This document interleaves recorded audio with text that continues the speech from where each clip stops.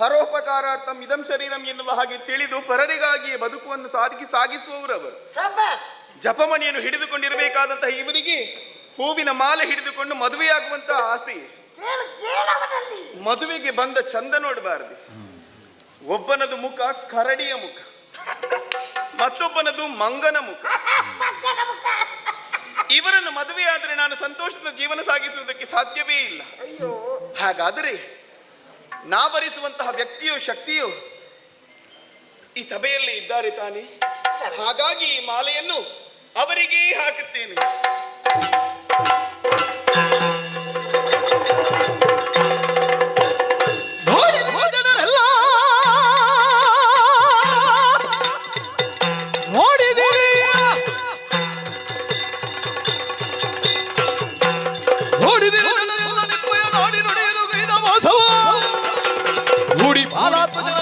ಮಾಡಿಕೊಂಡು ಸೇರಿದಂತಹ ಸಭಾಸದರೆಲ್ಲ ನಿಬ್ಬೆರಗಾಗಿದ್ದಾರೆ. ಇನ್ನೇನಾಗುತ್ತದೆ ಎನ್ನುವಂತಹ ಕುತೂಹಲ ಅವರ ಮೋರೆಯಲ್ಲಿ ಮನ ಮಾಡಿತ್ತು.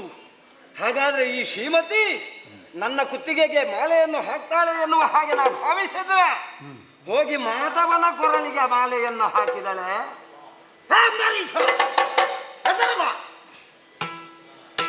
ನಿನಗೆ ನನ್ನ ಮರ್ಯಾದೆ ತೆಗಿಬೇಕು ಅಂತ ಇದ್ರೆ ಮೊದಲೇ ಹೇಳ್ಬಹುದು. ಅದನ್ನು ತೆಗೆಯುವುದು ಯಾಕೆ ಸ್ವಾಮಿ?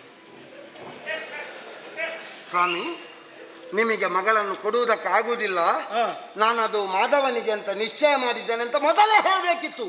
ಸಭೆಗೆ ಬಂದ ಮೇಲೆ ನಮ್ಮಂತ ಯೋಗ್ಯತಾವಂತರ ಮಾನ ಅಪಮಾನ ಆಗುತ್ತದೆ ಅಂತಾದ್ರೆ, ಮಾನ ಖಂಡನೆ ಆಗುತ್ತದೆ ಅಂತಾದ್ರೆ, ಇದನ್ನು ನಿನ್ನಂತ ಒಬ್ಬ ಚಕ್ರವರ್ತಿ ಇದ್ದು ನೋಡಿಕೊಂಡು ಸುಮ್ಮನಿರ್ತಾನೆ ಅಂತಾದ್ರೆ ನೀನು ಯಾಕೆ ಅಧಿಕಾರದಲ್ಲಿ ಕೂತದ್ದು? ಯಾಕೆ ಹೆಣ ಹೊರುವುದಕ್ಕ? ನಿಮ್ಮದಾಯ್ತಾ? ಯಾವುದು ಮಾತುಕತೆ ಆಯ್ತಾ? ಆಗ ನಾನು ಹೆಣ ಹೊರಲಿಕ್ಕೆ ನನ್ನಲ್ಲಿ ಹೇಳ್ತೀಯ ಅಂತ ಭಾವಿಸಿ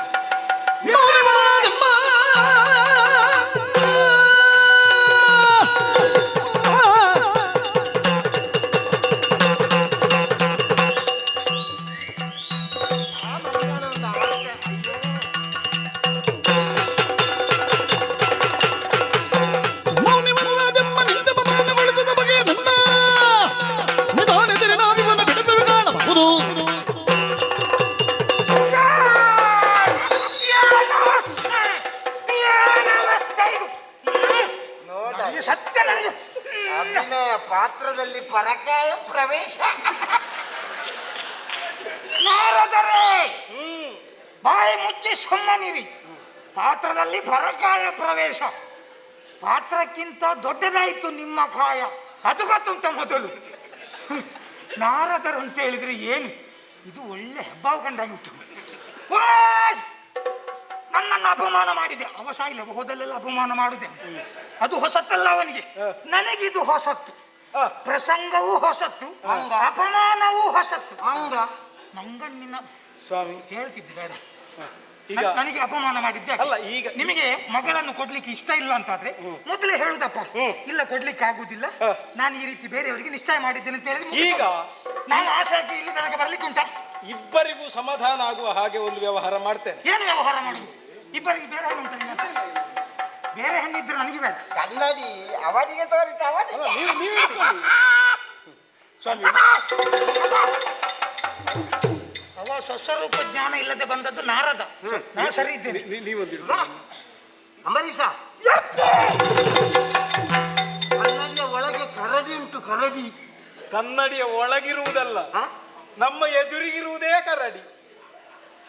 ಕರಡಿ ಎಲ್ಲಿ ಉಂಟು ಸ್ವಾಮಿ? ಮತ್ತೆ ಇಲ್ಲಿರುವುದೆಂತದ್ದು?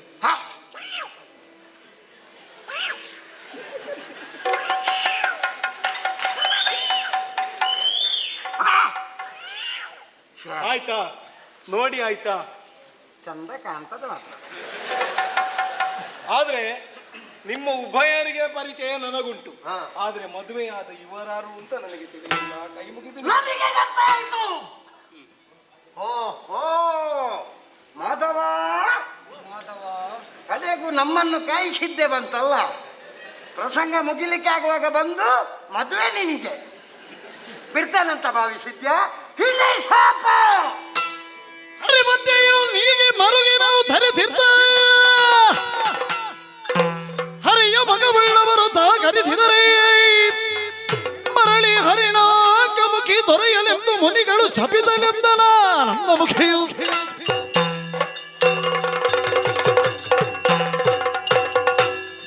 ನಾರಾಯಣನೇ ಬ್ರಹ್ಮಚಾರಿಯಾದಂತಹ ನಾರದ ಮದುವೆಯನ್ನು ಬಯಸಿದ್ದು ತಪ್ಪೇ ಅಹುದಾಗಿದ್ರೂ ಕೂಡ ಒಬ್ಬ ಮದುಮಗನಾಗಿ ಬಾಳ ಸಂಗಾತಿಯ ಬಗ್ಗೆ ಅದೆಷ್ಟೋ ಹಂಗನಸುಗಳನ್ನು ಕಂಡಿದ್ದೆ. ನಿರಾಶನನ್ನಾಗಿ ಮಾಡಿದೆಯಾ? ಇದನ್ನು ನೀನು ಅನುಭವಿಸಲೇಬೇಕು. ಭವಿತವ್ಯದಲ್ಲಿ ನಿನಗೂ ನಿನ್ನ ಹೆಂಡತಿಯ ವಿಯೋಗದ ರಕಲಿ ನಾರದನ ಶಾಪ ನನಗಿರಲಿ.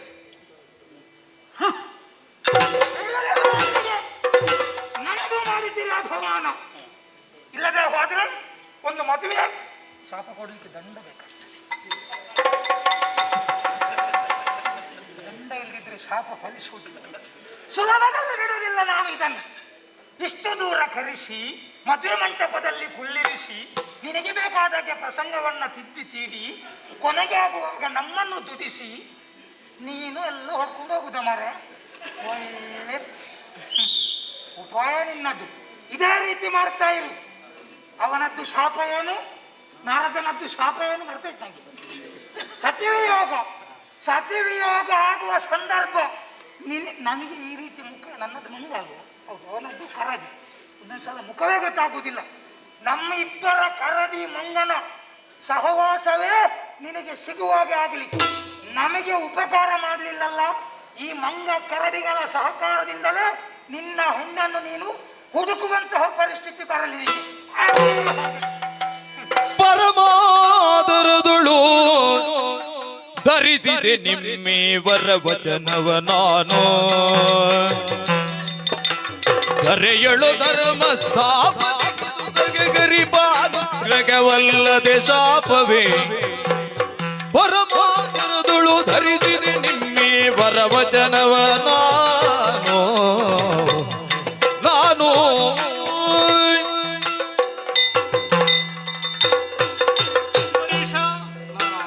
ಶಾಪವಿತ್ತು ಹೊರಟೇ ಹೋದ್ರಲ್ಲ.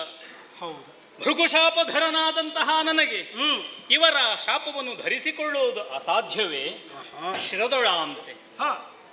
ಇವರು ದಾರಿ ತಪ್ಪಿದ ಕಾರಣ ಇವರನ್ನು ತಿದ್ದುವಂತಹ ಯತ್ನದಲ್ಲಿ ನನಗೊಂದು ಕಲ್ಯಾಣವೇ ಆಗಿ ಹೋಯಿತು. ಇವರ ಮನೋವಿಕಾರ ಆಗುವುದಕ್ಕೂ ಒಂದು ಕಾರಣ ಇದೆ. ಇಂದ್ರ ಸಭೆಯಲ್ಲಿ ದೇವೇಂದ್ರ ಮನ್ಮಥನಿಗೆ ಯೋಗ್ಯವಾದಂತಹ ಸ್ಥಾನ ಕೊಟ್ಟ, ಗೌರವ ಕೊಟ್ಟ. ಅದೇ ಕಾಲದಲ್ಲಿ ನಾರದ ಹಾಗೂ ಪರ್ವತ ಮುನಿ ದೇವಲೋಕವನ್ನು ಸೇರಿದಂತಹ ಕಾಲದಲ್ಲಿ ಇಂದ್ರನನ್ನೇ ಸಂದಿಗ್ಧ ಸ್ಥಿತಿಗೆ ತಲುಪಿಸಿದರು. ಕುಪಿತರಾದಂತಹ ನಾರದ ಹಾಗೂ ಪರ್ವತ ಬೇಕಾದ ಹಾಗೆ ಮನ್ಮಥನನ್ನು ಬೈದು ಭಂಗಿಸಿದರು. ಪರಿಣಾಮವಾಗಿ ಮನ್ಮಥನೂ ಸಿಟ್ಟನ್ನ ಅಂತಿದ್ದ.